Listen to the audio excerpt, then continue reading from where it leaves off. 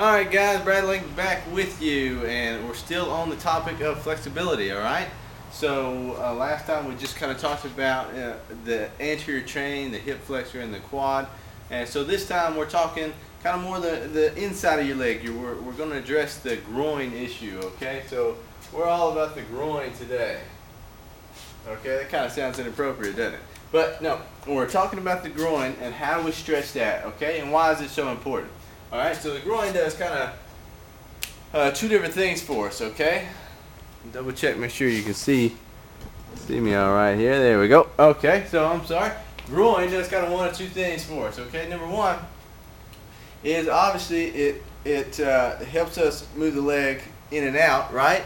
And so it's a good stabilizer for us. So as we see, as we're coming in and stabilizing, especially on our plant leg, that it's going to be a muscle that really helps us stabilize, so it's going to have a tendency to want to get tight over there. But then, so it's a stabilizer, all right? And then two, it also helps with this hip flexion. It helps with bringing this leg up like that, so it kind of aids in that. Now, if you remember, two, say, helps with, we're going to say it helps with the kick, okay? Okay, we'll just say that, which is hip flexion, okay? So it stabilizes kind of on our plant leg, and then on our kicking leg, it helps actually drive that leg up, okay? So if we remember too, in our down and out, you know, that's one of our 5 elements. In our down and out, we actually have a little bit of a hip external rotation, okay? So instead of standing just dead straight, my hip actually rolls out just a little bit, okay? Now the reason we do that, for one, it helps us open up the sweet spot of our foot to the sweet spot of the ball, but two, it actually lets us use more muscles, okay? So not only are we, you know, if we keep our foot dead straight, all we're doing is kind of hip flexor and quad like we talked about last time. But by opening it up a little bit, we're using hip flexor, we're using quad, and we're using all your what we call our adductors or our groin muscles, okay? So now our groin muscle, I'm going to draw another picture. Can't get away without a picture here. Okay? Alright. Do this one a little bigger. Okay, so again, shoulders and hips, okay? Now our groin muscles, and we'll put our feet down there, okay? Kind of duck-footed. Okay, so our groin muscles actually come off right off the center of our pelvis, okay? So right down there like that. And you actually have several different muscles, okay? You got one that comes right there, one right there, and then kind of a whole host of some that come down here. A real thick muscle comes all the way down here. Okay? So sometime when you're in the shower or something, you know, you're kind of naked, look down there and look at that big thick piece of tissue right there on the inside of your leg. You got a thick muscle right there. It's a lot of muscle mass on the inside of that thigh. And so that's why we do that, why we kind of externally rotate, because that's a lot of muscle right there. There's kind of 3 big ones, and it's a lot of muscle tissue that goes down to your knee. I'm sorry, that should be your knee right there. Okay, kind of looks like it goes all the way down to your ankle. It just goes down to your knee. Okay, but anyway, so it's a lot of muscle tissue and a lot of power that we can utilize. So that's why we externally rotate a little bit. But at the same time, if we use a muscle, what happens is that muscle gets really tight. Okay, so that's why we have to make sure that we're stretching it. Otherwise, it's going to limit our leg cock. It's going to actually limit our follow through as well. Okay, because as we bring it up, that muscle actually gets on a stretch. Okay.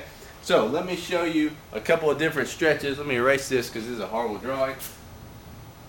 Alright, so erase that. A couple different stretches that we can do, real simple, that we do to address our groin. Alright, so the first one, there's going to be really, we'll do 3 different ones, okay? There's going to be 3 different ones. The first one is a simple, we'll do the splits, okay? So down just like that, and then we're going to put our hands down on the ground, okay? And we're trying to push those shoulders down in between our legs, okay?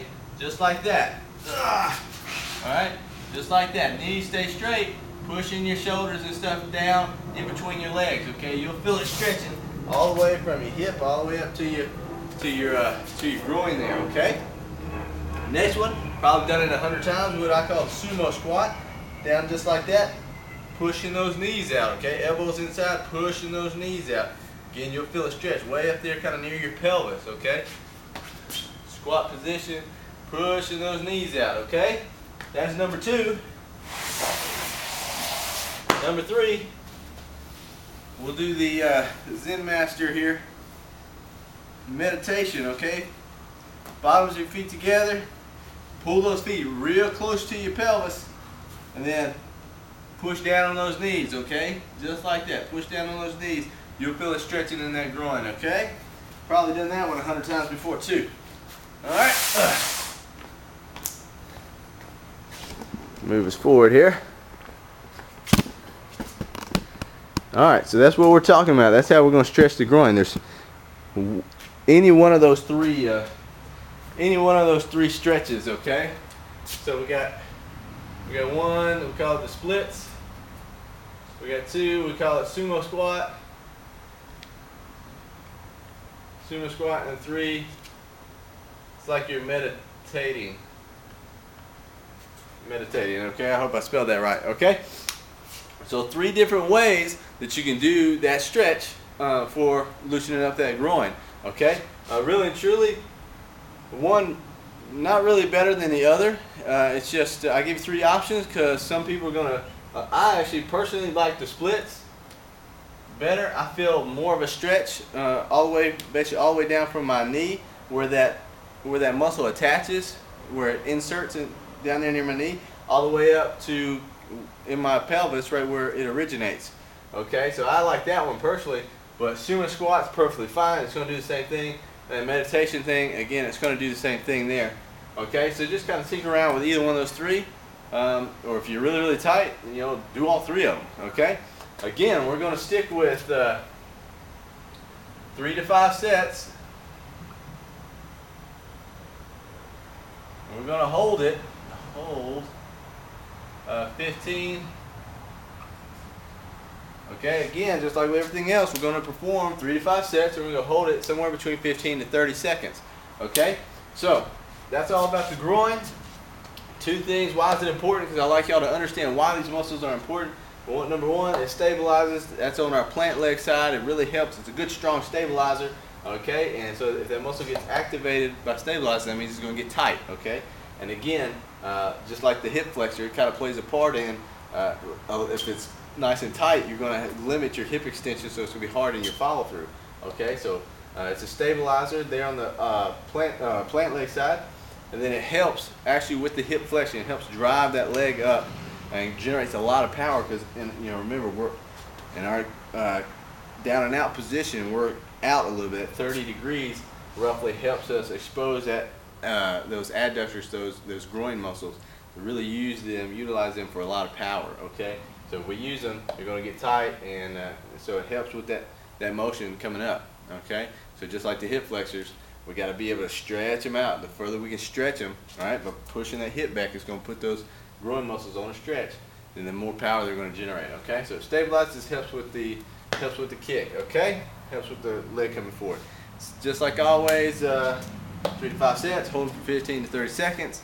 Questions, comments, post them, and then I'll get back to you with some more flexibility coming up. See ya.